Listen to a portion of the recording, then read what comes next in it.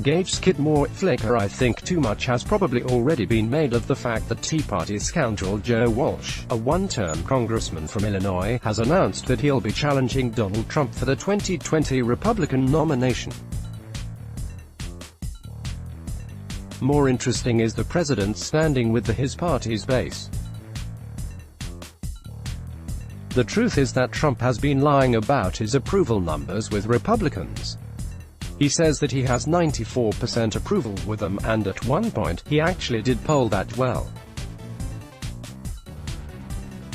But recent surveys from Monmouth, Zogby Analytics, AppNork, and Fox News all show him polling significantly lower than that. It appears that his support has been slipping and is now somewhere in the low to mid-80s. That might still sound impressive, but his approval with Democrats is in the low single digits, and he's polling in the 30s to low 40s with independents. He actually needs to be doing better with his base to compensate for this. Michael Tomasky explains how important this factor will be in the 2020 election. So let's say 28% of registered voters are Republican. 28% of 175 million is basically 50 million. Okay, now let's say by election time, Trump is at 80% among Republicans. Well, 20% of 50 million is 10 million. That means that 10 million Republicans can maybe be persuaded to vote against the man, or to withhold the support from him and stay home. Given how close the vote totals were in 2016 in a number of states, these 10 million could make an enormous difference.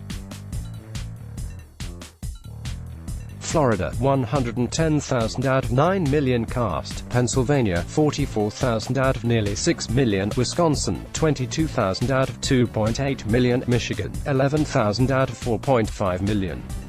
If there are 10 million anti-Trump Republicans in November 2020, isn't there a decent chance that 11,000 of them live in Michigan?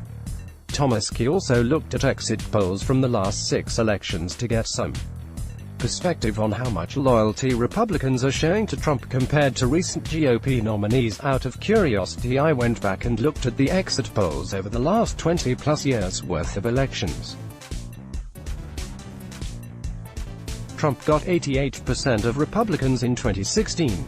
Mitt Romney got 93% in 2012. John McCain got 90% in 2008. George W. Bush got 93% in 2004 and 91% in 2000. Then we go back to 1996, when Bob Dole ran against Bill Clinton. Dole got 0.80% of Republicans. Yes, party loyalties were less metastasized then, but whatever the explanation, the fact is the fact. Dole won just 80% of Republicans, and he lost by 8.5%, 8 million popular votes, and a whopping 220 electoral college votes. If Trump were telling the truth about having 94% support from the GOP base, he'd be in reasonable shape, although Romney lost pretty badly at 93%. He's actually in a much worse position than that because he's not doing as well as he did last time when he got 88%, and he's getting hammered by independents without compensating for it with crossover Democratic votes. What people like Joe Walsh can do is give some conservatives permission to voice the dissent and displeasure. He doesn't have to have much influence at all to do some damage to the president. It doesn't take a lot of slippage among the faithful for the numbers to start to add up. It has also hit Trump where he's vulnerable. His strategy has been to please the base and to blow off pleasing the center. I think that's risky even if it works, but if it doesn't even succeed in holding the base, then it's a suicidal strategy.